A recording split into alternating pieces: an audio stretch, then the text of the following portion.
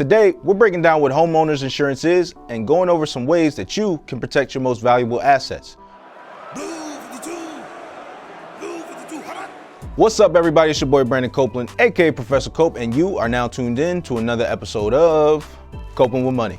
I've been hearing a lot of stories recently about damage to people's homes, flooded basements, fallen trees, all sorts of things. And every time I hear those stories, I think to myself, phew, thank God I've got insurance. For most people, your home is the largest asset that you own, and thus the largest piece of your net worth.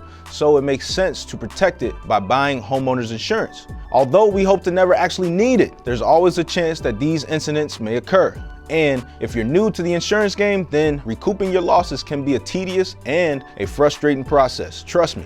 This time on Coping with Money, I thought we'd go over some ways that you can get the most out of your homeowners insurance so you can stay protected and prepared. What is homeowners insurance? If you're currently paying or financing your home, you'll likely have homeowners insurance already, as most banks require it as a condition of your mortgage. But if you're looking to purchase a home or just need a refresher, how does it actually work? A typical homeowners insurance policy will cover the cost of replacement or repairs if your home is damaged in a storm or a similar event. When these accidents do happen, you'll reach out to your insurance provider and file a claim, or in other words, a basic summary of what was actually damaged, so that they can review it and plan to cover those costs. There are some things that an average policy won't cover, such as damages by flooding or an earthquake. For additional coverage, you may have to purchase a separate policy. That's why it's important for us to take steps in advance to ensure we're making the most of our money. We have to understand our policy. When signing up, your insurance agent will tell you everything your policy covers and how your deductibles actually work. You'll also be able to see if you need to purchase more coverage for certain items. For example, jewelry and technology are covered up to a certain limit. If you have expensive jewelry or home technology, you may have to ask your agent for additional coverage. It's important to never, ever assume we have coverage in a given area and to double check with our provider prior to these incidents occurring. If you're purchasing insurance for the first time, make sure to ask questions and know exactly which losses you're paying for. And if you already have insurance, consider reviewing your plan and even upgrading if you deem it necessary.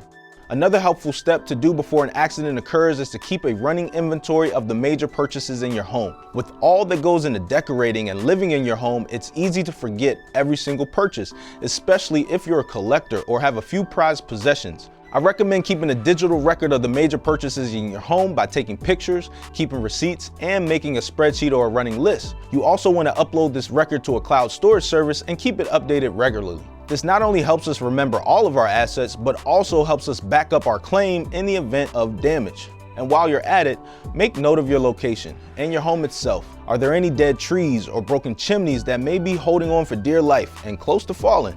Is there anything you can clean or remove to help protect your home from future damages? Don't wait until an accident occurs to make sure you're covered. The best time to take inventory is now.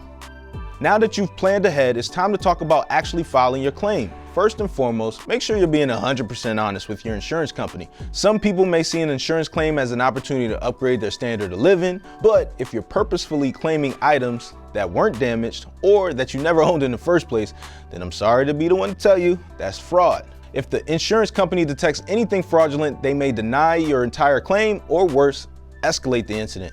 Let's avoid any legal trouble and only claim what was lost. But with that being said, make sure you're also being specific when it comes to your items. If you splurge on that high-tech robotic espresso machine, then don't just write coffee maker on the claim. That's all you'll be compensated for. This is another reason why it helps to save your receipts, but at the very least, including the time and location that you bought the item should help specify the cost. Lastly, when filing a claim, let's make sure we're inspecting the damage thoroughly. While you may be distraught over your flat screen TV short-circuiting, don't forget to check the sound system, the game consoles, or the fire stick that you had plugged into it. In case of a fire, flood, or other disaster, check the entire affected area. This includes rugs, lamps, furniture, and appliances, and even things tucked away on shelves or in drawers. Even if it's only worth $10 to $20, write it down. You've paid for the insurance. It's your right to use it to its fullest extent. There's a lot of things to consider when picking the right homeowner's insurance policy. Hopefully this list gives you a couple of starting points and inspires you to take account of your home before disaster strikes. Additionally, if you're living in an apartment, then you may consider getting renter's insurance, in which case many of these same principles still apply. As always, I encourage you to check out our Kiplinger.com page and find useful tips to help suit your exact situation. Be safe, stay blessed. I'll see you next time on Coping with Money. Peace.